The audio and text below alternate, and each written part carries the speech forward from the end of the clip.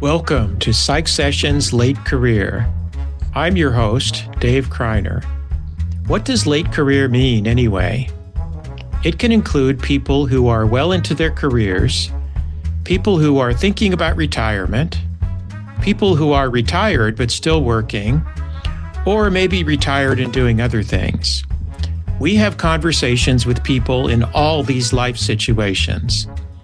If you consider yourself late career, however you happen to define it, or you plan on being a late career person in the future, this podcast is for you.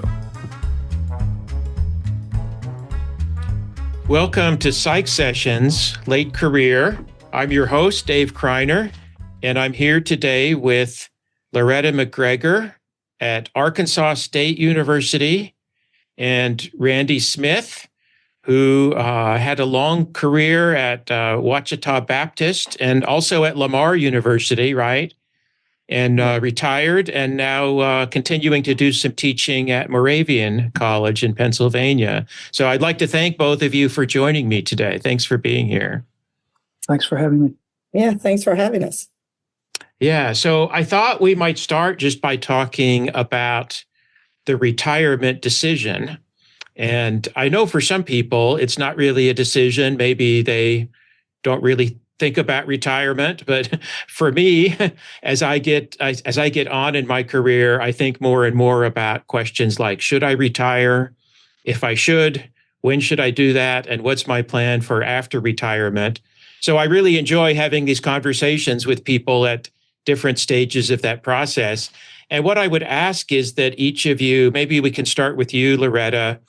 How do you think about retirement? Is it something that's on your radar screen? Is it something you think you might do or something you think you would never do? How do you kind of think about retirement and making that decision? Well, I do not plan on dying in my office. That's to me, it's like a progressive step. So the first thing I thought about is, okay, I don't think I want to die in my office. I don't want to die teaching.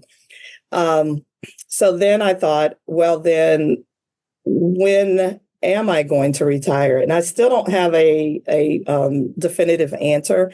I'm thinking, I had a milestone birthday last year, so I'm thinking I may have 10 more years in me, but that would be pushing it. I do want to say, I cannot believe I'm here talking about retirement with Randy, who I met when I was like 18. and it's really surreal to me that, number one, you've retired and you've been retired, a couple of times.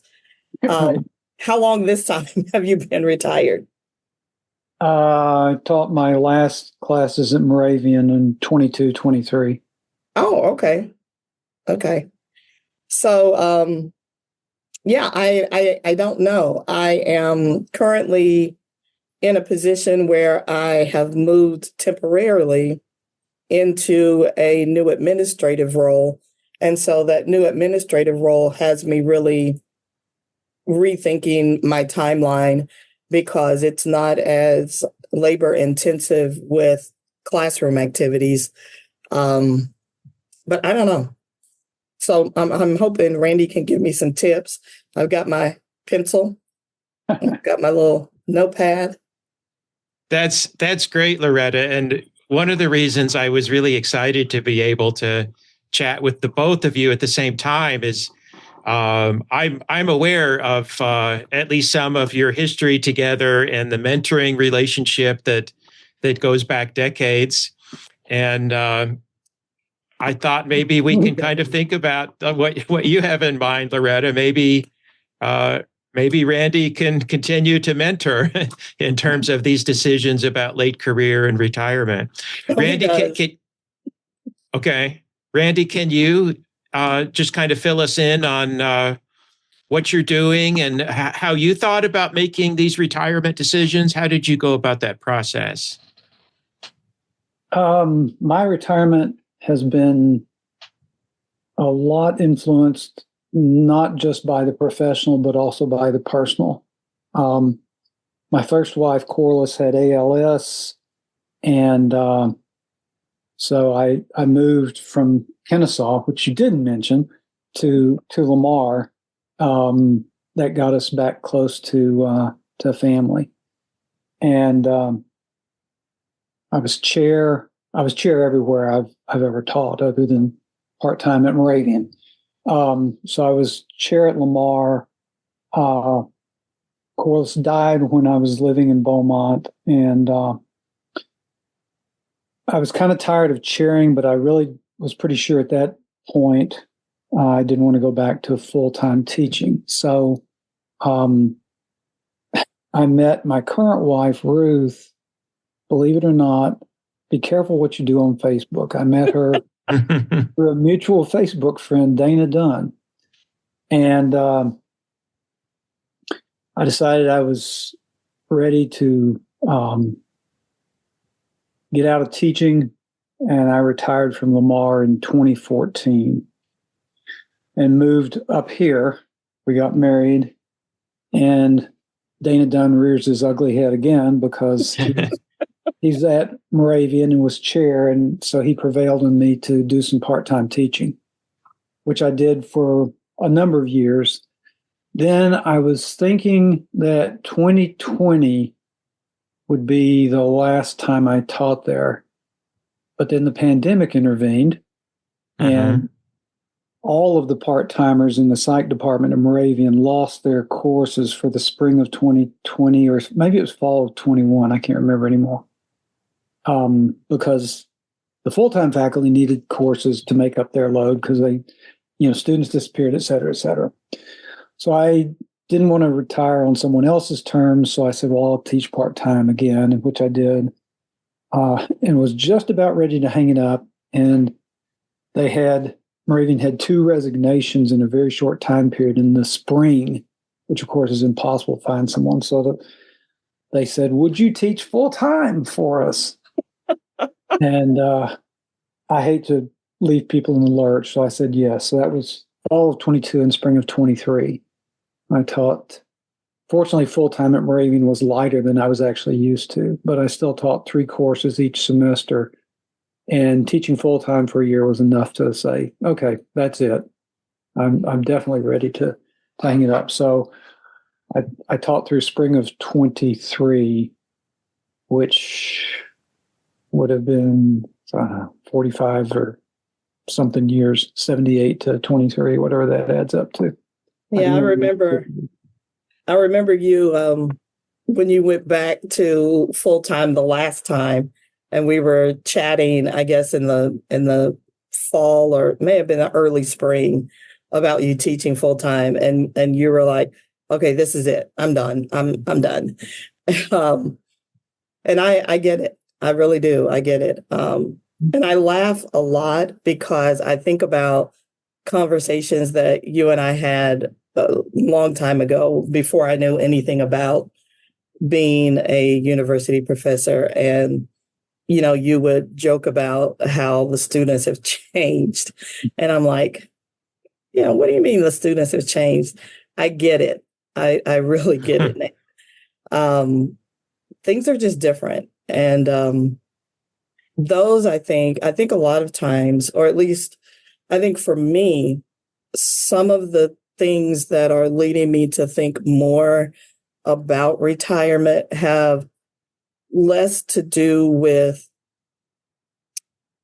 my love for teaching or my loss of love for teaching or anything along those lines, and more to do with external and societal kinds of factors. I don't know. It's just, it's really different. So we still have academic freedom, but the academic freedom has changed, and the expectation of students and parents have changed. And I'm not as nimble as I once was in terms of making those types of adjustments, I guess. So. Yeah, I thought that the students dramatically changed after COVID. I've always been frustrated. I was always frustrated by students who had the ability, but didn't have the motivation or didn't want to put forth the effort or whatever.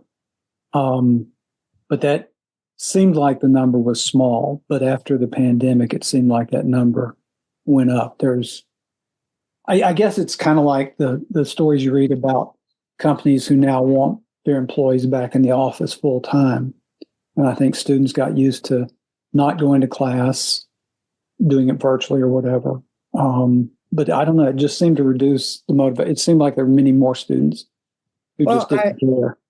I also think that some of it was, when I remember being in conversations with other faculty members who talked about how they changed their expectation of their students because the students were being stressed by the pandemic and all of those kinds of things.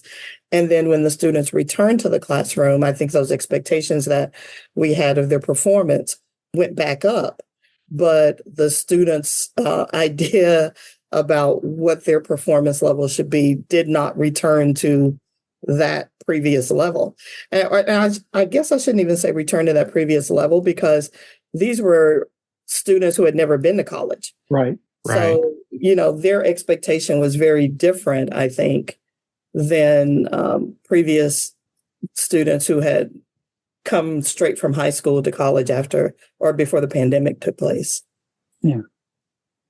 Yeah, I definitely noticed some of these trends as well. Although I will say, for me personally, and I think some of my colleagues here at Central Missouri have the same view, for our students, when we returned to face-to-face instruction after the pandemic, it did seem like those students did not understand the expectations for what they should be doing to set themselves up for success. And they didn't really have the kind of departmental culture where people are here, students are here talking to faculty, maybe thinking about going to present research at a conference or do a service project for their student organization. We're now seeing that come back. And it's like, it's really, really energizing, having been through that period where students didn't know they were supposed to be doing anything or didn't think that they should be doing much of anything. And now seeing at least a large segment of our student population who are getting excited about getting involved in things. So for me, that's kind of re-energized me. So one of the themes I'm kind of picking up in what both of you have been talking about is kind of evaluating what you find rewarding, right? And as you get later into your career, you maybe are in a better position to say, I'm going to continue doing this because it is rewarding, or I think I want to move on and do something else because I've done enough of this. And I think for me, I think you just hit the nail on the head with it. I have been given an opportunity to sort of go in a different direction. So starting in July of last year, I was appointed the interim associate dean for our college. And that is a different role of engagement. And I get to engage more with faculty and early career faculty. And that has sort of re-energized me. I will know within the next, 6 to 8 weeks, I guess, maybe, whether or not this will become a full-time gig for me. If it does not, I return back to my status of being a full professor and teaching. And I think that, whatever decision is made, whether I go back to full-time teaching or whether I stay in this role as associate dean, I think that's going to also play a large role in my decision about when to retire. Yeah. So are you still doing some teaching? I teach one course a semester. Right. Yeah. Yeah. I had earlier in my career, I had an associate dean position, which I took because I thought I'm teaching the same course load semester after semester, and I want to sort of stretch and try something different. But I only took it because I had the opportunity to continue teaching while I did that. And then in my run as department chair, obviously my teaching load was reduced. And so having those changes throughout your career, I think, is one way, as you're saying, Loretta, to kind of re-energize and evaluate what it is that you find rewarding and what you don't. Right. And Randy, go ahead, Loretta. No, I was just going to say you're exactly right. Randy was going to say something. I was just going to say that I found working with faculty just as rewarding as working with students. So I'd have to go back and count up how many years I spent as chair, but probably close to 40 out of those 45 years I was in a chair position. And as you well know, if you are willing to do work and you do good work, you get more work to do. So working with faculty, working with students, working with administrators, I like the idea of trying to make changes on the small level with students, but on a bigger level with faculty, other chairs, and even the university. Yeah. For me, the way I sort of view it now is if I can make a change for a faculty member that's going to help them with their productivity, and to be more effective in the classroom, I've done more to help students in the long run than I could have in teaching just my regular course load. That's exactly right. That wider impact. Sure. Yeah. That's how I viewed my scholarly work too, particularly, like editing, teaching a psychology journal. Figured that could affect many more students than I would ever see in my lifetime. And you were a great editor, by the way. I remember those days. I remember that as well. And I agree with that assessment, Loretta. And I also agree with what you said, Randy. I am sure that you had a very large impact in your editorial work with teaching of psychology, because, so many teachers of psychology read that journal and apply the work that's in there. And you have to have good editorship in order to have the quality research that goes out and makes that happen. Exactly. And I even have my students read articles from TOP. So definitely. And I got to mentor faculty in that role too. Well, that brings to mind, for me, a personal memory. I remember sometime fairly early in my career, I had submitted a manuscript and it came back and Randy said, you have to change all your third person to first person. And, when I was in grad school, we were in, I think, third edition of APA, maybe second. And we didn't learn writing in first person. It didn't sound right to me. And I remember you probably gave that feedback to a lot of people, Randy, at that period in time. But I remember thinking, oh man, why do I have to do this? And I went through it, I made the changes and I read it. And I was like, I totally understand now why they say you should write in first person. Much easier to read. Imagine being his student. Yeah. Well, I'm sure that was very good training to be Randy's student, to get that personal attention. Well, I guess I became much more mentally tough. Mentally tough. I don't know if you remember, Loretta, because I can't remember exactly when I started. And of course, I can never remember when you guys were at Washita because there were so many of you over that many years. But one of the things I did when I taught experimental was talking about writing in APA style and whatever, is I shared with my students a copy of a manuscript I submitted to Charles Brewer, who wrote all over it. Oh my gosh. Said, I just want you to have an idea of what to expect whenever I mark up your papers. And I'm not trying to be mean to you. I'm trying to make you a better writer. Yeah, I don't remember yours, but I remember mine that I got back. And I think I shared it for a number of years with students. It wasn't a manuscript, but it was a paper I had written in college. And I joked about the fact that this particular professor had not only marked off every APA error that we made, but had also subtracted points for everyone. And some of our scores were in the negative. And we kind of joked about the fact, one of my friends, my really close friends who is deceased now, we joked about the fact that she would have to take an extra exam just to make up the points she owed on the paper that she wrote. So That's hilarious.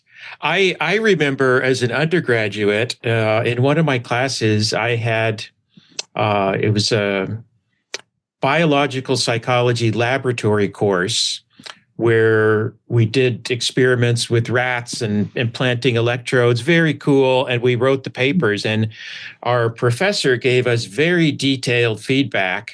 And this was, of course, back in like pre-PC days where you typed it out on an actual typewriter. And I've explained this to my students sometimes just to, see what their reaction is. I got a lot of feedback too on that first paper. And I thought I was a little bit cocky. I thought I'm a really good writer, but I wasn't a good technical writer. I hadn't learned that yet. And so it came back, it's marked up, all these, things about how I need to express things, what information I need to include. But our professor said, I will allow you to cut and paste when you revise your paper.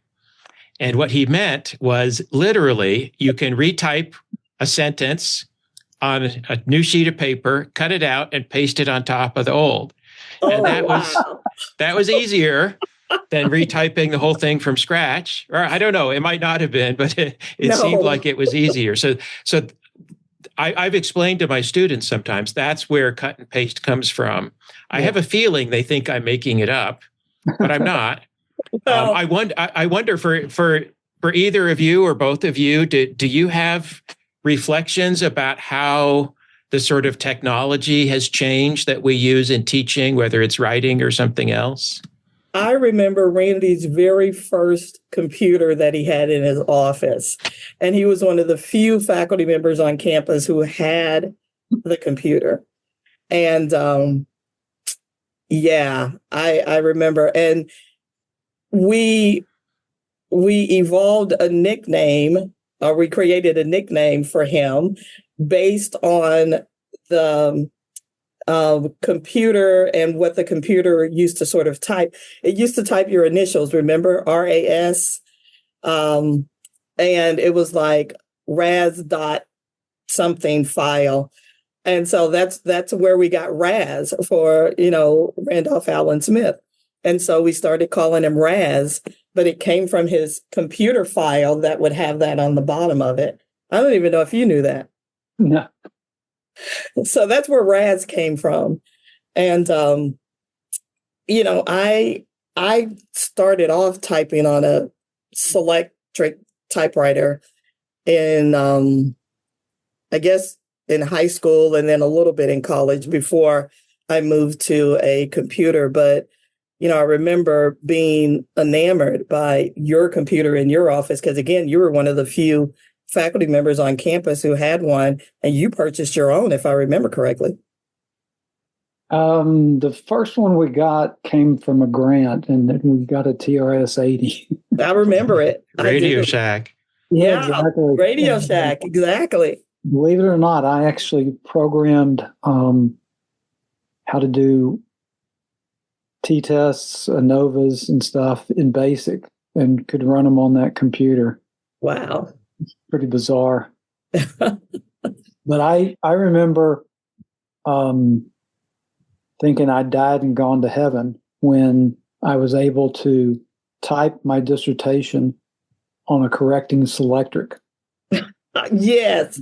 Yeah. That was a game changer. Oh, that was a game changer. You could not, at least everywhere I knew, you could not have an error on a page in your dissertation. You couldn't use whiteout or anything like that. But Selectric being able to lift off those letters was kosher. So that I remember the little square white sheets of correct type where you would put in the computer, you put in the typewriter and then you would backspace and so I was actually talking to a a colleague down in the office last week, and we were explaining to her how we would make multiple copies by putting putting a sheet of paper and then putting the carbon and then putting another Right. sheet of paper. And then whenever you had to correct a mistake, you had to put two sheets of the white out in there, one on top and one on bottom. And, she's looking at me like, really? Like, oh my gosh. And at that moment, I felt so old. But it's interesting to think how far we've come from that, isn't it? Oh, yeah. My wireless keyboard here. I remember running off tests with a big mimeograph machine. Yes. I remember running off tests. Same principle. You had a stencil you put in your typewriter, and if you made a mistake, you had not whiteout, but some sort of gummy purple stuff that you painted over it, let it dry, and then you could retype it. And well, I also remember you with the overhead projector that had the roll on it. And so you would write a formula. I remember this statistics in particular. You would write a formula out on that thing, and then you would roll the sheet up so that we could see the bottom part that you had just written, and then you would keep writing. Yeah. And man, wow, so long ago. Yeah, it really is. Let me shift gears just a little bit and ask you if each of you could reflect a little bit, looking back on your careers. What are some of the things that have been most rewarding to you personally about each of your careers? Do you want to go first? Or you want me to go first? Go ahead. So I think for me, having people like Randy take time to invest in my future has been the most rewarding thing, because I wouldn't be here without people like him and Steve Davis and Ed Cardis and those guys who really took the time to invest in me and mentor me, because, I was just this kid from a small town who knew nothing about nothing. And it never even crossed my mind that I could do the job that I'm doing now and enjoy it for this many years. So, that's one of the things I think that's really been a highlight. And then having the opportunity to pay it forward to now for myself, multiple generations of students. We actually have a student that I taught as an undergraduate on campus today, interviewing for a faculty position in our department. So that's amazing. Yeah. Makes you feel old, doesn't it? Thanks, Randy. Sure. At least I don't remember teaching grandkids of people as many of the colleagues at Ouachita talked about. I found it very rewarding, as I said earlier, to work with students and faculty and administrators. The students, I've always taught most of the courses that students didn't want to take: statistics, experimental psych, research. Yep. And wasn't always the case, but at Ouachita for 26 years, every student who took experimental with me designed and then conducted their very own research project. And some of them were really, really, really lousy and horrible, but they had still done it. They'd collected data, they'd analyzed it, they'd written up a final report. And at some point during that time at Ouachita, a friend in another college, Ralph McKenna at Hendrix, and I got together and we decided to start a student research meeting. And so probably 90% at least of the students who did those research projects went on then to present them in front of an audience of their peers from around the state. And I think regardless of whether they ever did any more psychological research or ever thought about statistics, I think it was a good experience for them. Absolutely.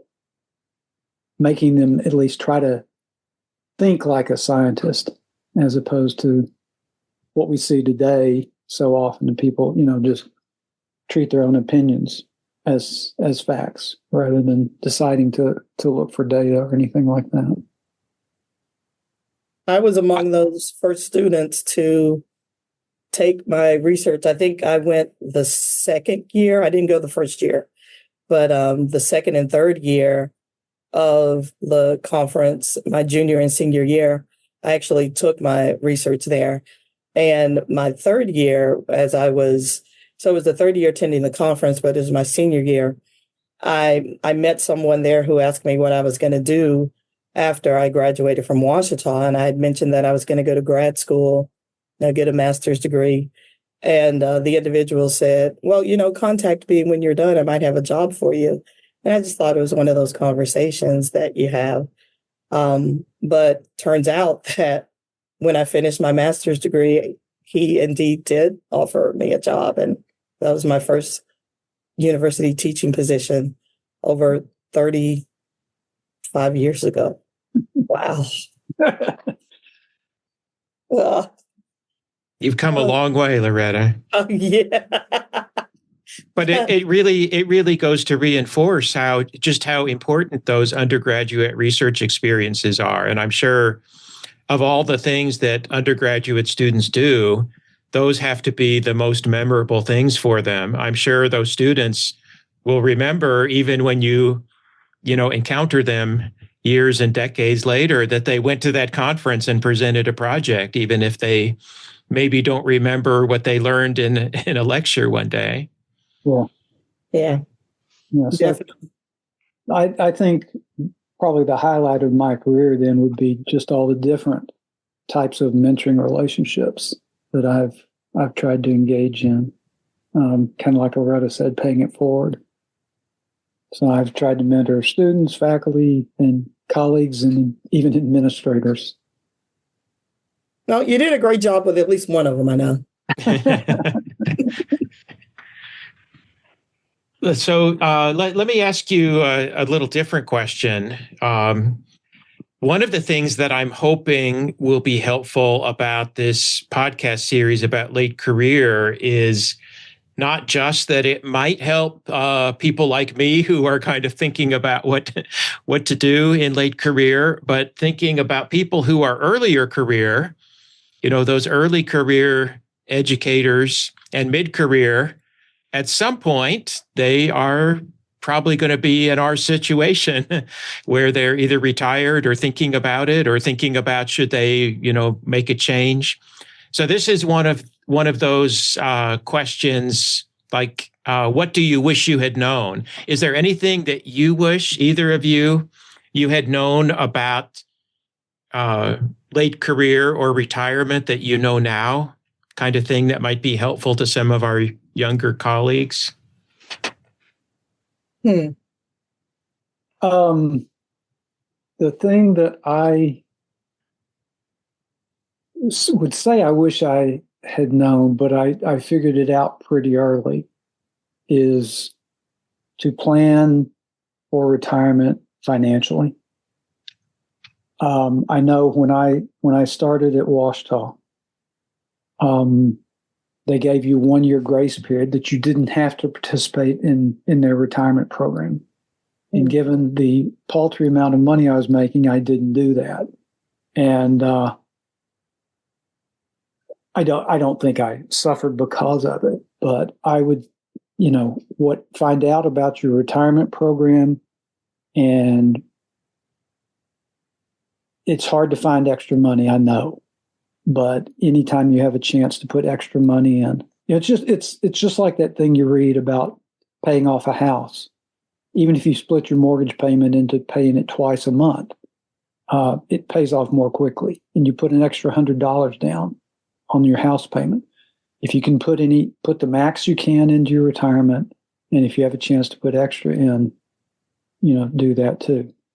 And obviously that has nothing to do with your with your profession or whatever, but I just look at society and think of people who are trying to survive on a Social Security payment. Right. And I feel bad for them. Yeah. I've worried about both my sons on that account and tried to, give them that advice so that they know. And, we're clearly getting outside the realm of psychology here, but I would hate to think I wanted to retire, but feel like I couldn't do it financially. Because if you want to retire, you really need to retire. Because once you decide you're ready to retire, I think you're starting to, check out the door already. And, I've seen my share of faculty who should have retired. They didn't still need to be teaching and whatever they're doing. Yeah. I think that's a great reminder, Randy. And I think it's really hard when you're just starting out and you're young to think about, at some point, if I'm fortunate, I will have been teaching 30 years, 40 years, 45, like you did, Randy. And I'll be in a situation where I'll need to decide, am I ready to retire? Will I be financially ready? That just seems so distant and far away. And yet, I think, Loretta, you said something earlier that I resonated with, how did we get here? But, the years go by and suddenly you're in that situation and you'd like to be able to thank your younger self for making those good financial decisions. Yeah. The other thing I would say is, as much as I said you need to retire when you're ready to, it's good to have a clue of what you would like to do in retirement. And I think I fell a little bit short on that. I knew I was ready to get out, but I wasn't really sure what I wanted to do. And so I think the teaching part-time for, I guess, almost 10 years helped sort of mitigate that. Mm-hmm. Like a more gradual transition. Yeah, exactly. Yeah, that's the other thing. I never taught someplace that had a phased out retirement plan, but if your school has one of those, I would certainly look into that. And I think that'd be a good way to gradually wind down. Loretta, what about you? Do you have some thoughts about advice you might give to our more junior colleagues? Yes, it's a little different. I mean, all the things that Randy said, I was very fortunate enough to have people share those things with me early on in my career. And so, my very first job, even though I was making peanuts, I did start my retirement account. And I was also very fortunate that when I transitioned from one institution to another, those funds rolled over into another account, but with the same company. And so I've been very fortunate that way, that I've sort of always had that retirement, that financial piece there and sort of in place. I have started thinking a little bit about what I want to do when I retire. And right now, my thinking is I want to travel more. And I want to specifically travel with my grandson, to take him places and allow him to experience things, because there are so many kids that live in our region of the country that don't get to experience things outside a particular, range, maybe 150 miles at the most. And I want him to see our country because I've had the pleasure of doing it. And then I want him to also be able to see different parts of the world and how people live. So right now, that's sort of what I'm thinking, but it's also going to depend on what my retirement account looks like when I get there. Anyway, so I've been thinking about that. One of the things I wish I had known early on was when people believe in you and they support you, to make sure you let them know how much you appreciate that. And I figured that out probably midway through, and I try to do that now. I also wish that I had known, or I had taken the opportunity, I think, to talk more or ask more questions. Like when one of my mentors would say something like, the students really have changed. I wish I wouldn't have had the thought of, oh, they're students. How did they change? I wish I would have asked more questions to get some answers about, so what is it that's different? Why do you think they've changed? Those kinds of things. Because I see colleagues now and I say things like, wow, this is so different from, and my early career colleagues don't necessarily always follow up on it. Although some of them do now, and they'll ask, well, what do you mean by this? Or what do you mean by changing? And I think it's just because I'm the associate dean now they ask, but I don't know. I think giving a little bit more background information and maybe helping them prepare a little bit for what's to come, because change is a constant. And our early career colleagues are so enmeshed in their own world, just trying to make it. I think sometimes I feel like I could do a better job of preparing them for when they get to this point. I don't know. I'm just kind of thinking about it. That does seem like a really good point to me, Loretta, and it reminds me of our earlier discussion about how much things have changed for us personally, just in terms of like the technology, the writing and teaching tools. And I think what that might tell our younger colleagues who are interested in talking to us about those changes, things will change over their careers for sure, perhaps even at a faster rate. And so absolutely, you definitely should not assume that even though you may think you have a pretty good handle on things right now, that you're not going to have to adapt and change as our students change and the situation changes and the technology changes. Yeah, I think one of the biggest changes that early career faculty are now facing is the evolution of AI. It's really going to change the way they teach. It has to, right. Or it's going to, and I think they should be a little bit more prepared and maybe get out ahead of it and sort of change some of their teaching techniques now to incorporate AI, or to somehow figure out how to, mitigate the impact of it in their classes if that's what they desire. But they can't just put their head in the sand and pretend that it's going to go away, because it's not. Yeah. Not an effective strategy. Avoidance, not going to work. Not going to work long term. I had one other thought about some advice I give early career people, and again, doesn't have anything to do with teaching psychology, but take advantage of your healthcare plan.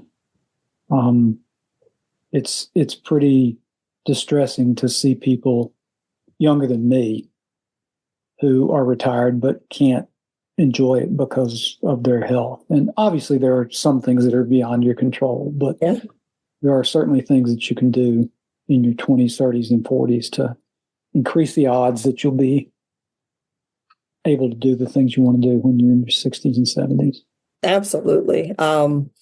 I have been toying for a number of years now with teaching a course on adult psychology, adulthood, adult and aging, or something along those lines, because there are so many things that we can do in our 20s and our 30s and even into our 40s that can help us age successfully, that we take for granted, or we ignore, or just pretend it doesn't exist, or that we'll never get old. And the ones who don't get old are the unfortunate ones, right. Because they don't get old for a reason. But if you're still here, you're going to get old. So how do you do it effectively? Right. And you have to do those things along the way. You can't wait until you regret that you haven't done those things, right? Well, it's easier to do them along the way. I mean, you can wait. I know from personal experience, you can wait to do some of those things, but it's much more difficult at that point to try to start and maintain some of those behaviors than it would be if you did them early on. I'm very grateful for the fact that I grew up eating pretty much. I grew up eating based on the food pyramid, and I've always had this thing about I've got to have so many fruits and vegetables per day. I've got to drink water, and I know that seems minuscule to some people, but it's important. And I know so many of my students and even some of my colleagues who say things like, "I don't like the taste of water." It's water, or. Yeah, see, and I've got to have, that's here. I've got to have water. I've got to have fruits and vegetables. And I think that's helped me along the way because I know people who don't eat fruits or vegetables also. And, I tell them you're going to get scurvy. Well, I think these are all really good, concrete suggestions. So I hope, and I think that these ideas will be helpful to our younger colleagues. Thank you both. This has been a really good discussion. Any final words that either of you want to add about late career teachers of psychology? This has been a highlight for me because, again, as a late career, I get to visit with someone who's even later in their career and older than me and will always be older. It's hard for you to find people older than you these days, isn't it? Oh, that was a good one. Oh, okay. Point for Randy. Now, I really do. I hope you know how much I appreciate you. And it really is a highlight for me to be able to reconnect with you and to take a few trips down memory lane, but then to also have you share your wisdom about things to come in the future with me. I appreciate you sharing those things. You're welcome. David, thank you for bringing us together. Yeah, thanks. Glad to do it. Randy, anything you'd like to add before we wrap up? I don't think so. Obviously, retirement's the great unknown, but we faced many other great unknowns as we went through our careers. So it's just another opportunity to thrive and advance. Very good. Well, thank you both. Appreciate it. It's been a pleasure chatting with you.